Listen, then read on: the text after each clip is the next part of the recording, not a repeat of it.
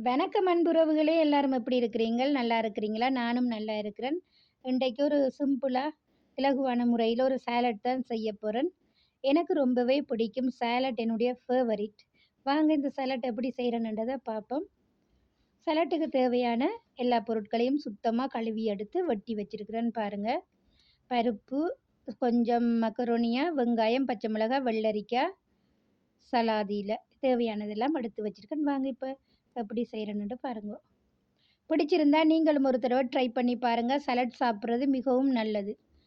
தக்காளி பழம் உண்டு குட்டி குட்டியா வெட்டி எடுத்திருக்கேன். அதேபோல ஒரு வெங்காயம் குட்டி குட்டியா நறுக்கி எடுத்திருக்கேன். 2 வெள்ளரிக்காய் அதையும் நான் குட்டி குட்டியா நறுக்கி எடுத்திருக்கேன். பச்சை மிளகாய், அதனோட ஒரு பூண்டு, கொஞ்சம் மக்கரோனியா, அதனோட கொஞ்சம் பருப்பு.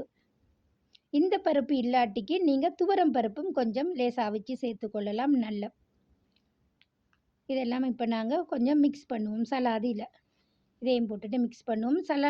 சலாட் வந்து காலை உணவுக்கோ, பகல் உணவுக்கோ, இரவு உணவுக்கோ நாங்க சாப்பிடலாம். ஆனா இரவ தவிர்த்து பகல் உணவுக்கு, காலை உணவுக்கு சாப்பிடுறது மிகவும் நல்லது. பாருங்க சலட் வந்து பசி தாங்கக்கூடிய ஒரு உணவு தான். சலட் நாங்க பகலைக்கு சாப்பிட்டோம்னா பசியே வராது.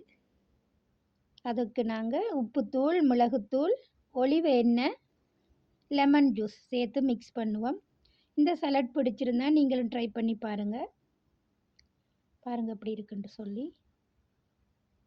எனக்கு ரொம்பவே பிடிக்கும் சாலட். சாப்பாட விட நான் அதிகம் சாப்பிடுறது விரும்பி சாலட் தான். இப்போ ஒலிவ் எண்ணெயும் சேர்த்து மிக்ஸ் பண்ணி போட்டு இனி நாங்க சர்வ் பண்ண வேண்டியது தான். சாலட் செய்து முடிஞ்சு. ஒரு சிம்பிளா வீட்ல இருக்க பொருட்கள கொண்டு ஆரோக்கியமா செய்து சாப்பிடலாம். பிடிச்சிருந்தா சப்போர்ட் பண்ணுங்க உறவுகளே! என்னுடைய காணொளி பார்த்து எனக்கு சப்போர்ட் பண்ற அனைத்து அன்பு உறவுகளுக்கும் ரொம்ப ரொம்ப நன்றி.